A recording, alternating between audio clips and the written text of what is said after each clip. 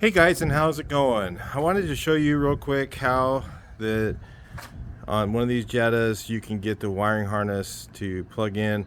I noticed that they don't have on the Sportwagen, they don't have a harness for them, and it's because Volkswagen had several different types of plugs, and every year they were a little bit different or whatever. So the plug for the back, they can't really make one that now you usually plug one into another and all that. So they only have a solder in for this car, or splice in they call it. And they give you these little Scotch lock things. I would recommend not using those. Those things fail all the time. You'll have issues all the time with those. The little things they give you. If you'll see the kit, it has them in it. I'll put a link in the description for the one that I used on this. The kit I used has a separate power. Okay, so I wanted to tell you about this real quick, and there's another video where a guy does the whole job, and it's kind of a long video. I thought this might be a little bit easier for you to find. Here's the kit number on there, if you can read that. And this is the brand that I got. So and it's a little cheaper than if you buy the ones that plug in, and the plugs they only have ones for like the Golf or something like that, and I think they're different. I don't know if they're the same or not. So anyway, what this one does is it's powered. Okay, because this car has those light indicators for when you have a bulb out and all that, the computer is constantly checking the harness, and if there's anything added to the harness, it's going to give you a problem. So what this does is this isolates that. Okay, and so when you have your trailer hooked up and you have the trailer lights on and all that, what happens is it fools the computer, and it doesn't work properly, and you might have issues. Who knows what you're going to have. I mean, don't do it.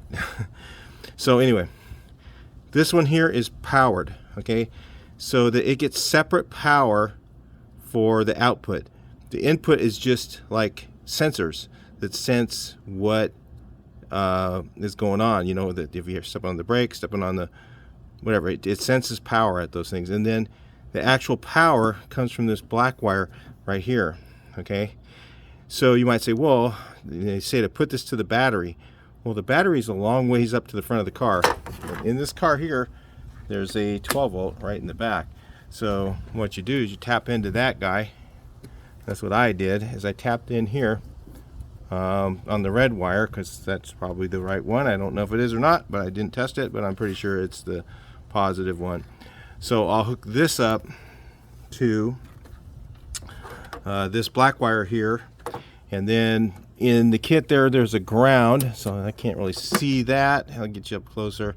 There's a ground here. Okay, so hook up the ground, and then what you want to do, what I did, is you can do whatever you want to do, but I soldered all of them in. And usually I'll solder in shrink tube, but I had difficulty because of where this is at, getting in here to do that. So I went ahead and just used black tape, but everything's soldered. Then I yank on them, make sure that they got good connection, and they'll never fail because they're soldered in place permanently.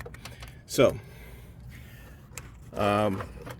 and what this does is it takes power directly from here, this hot wire, which it says 15 amps, which I'm sure that this is a 20 amp fuse for these. Usually they're 20 amp, and this says at least 15 amps. Okay, and this power will power your taillights on your trailer, so it'll be powered through a separate power by using this little computerized unit right here. All right, so that's what you have to do on this car to get those. So what I did, the process that I did, is I just used a test light. I don't know where it is. Let's see, I hooked up my ground first over there. I just drilled into there, put a ground in, hooked up my ground first, and then I used the test light to find each wire. So I wired it on this side versus it's set up to go on that side. But since power is over here, you really don't need to take this whole side apart. You could do it through the little hole that's right here if you wanted to, but yeah, I'll tell you right now, it is kind of a pain. You're going to want a little more space than that. So let me bring you back a little bit. You can you're going to want a little more space than that. So you're going to want to have these things either out, or like I've got here, taking them all the way out. There's airbags up there, a little bit difficult. I wouldn't recommend it. I would just do what I did here, just get them out that far. And to get those out, you definitely do need to take these out. So there's another video where a guy shows doing that, taking these whole things out. And so there's a couple of odd things in here that are different on some of the years. Like this one had plastic nuts down here that were 10 millimeter. These ones were T25. This is the front. Okay. This was, I think, T25s up there. Really hard to see in there. You have to get your head way underneath. And then you had like a, I don't know what this one was, T40 or something like that, to hold this little flapper up.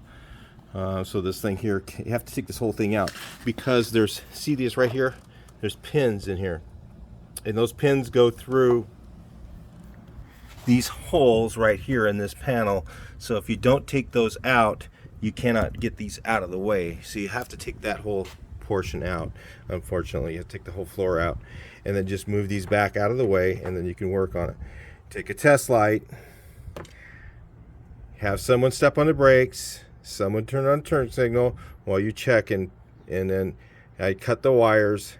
And what I did is I used my soldering gun, or my soldering iron. I like a soldering iron better than a soldering gun, one of these little soldering guns, soldering irons. And then I put solder on each end of the wire.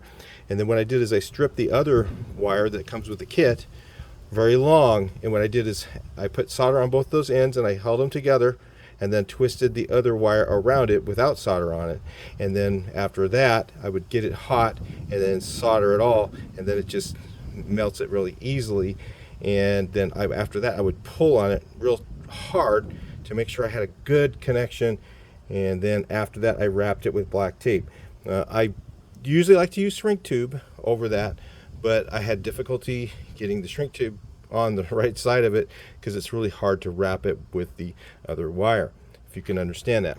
So that's how I did it, and it works great. So my bulb sensors work, all that stuff works, okay?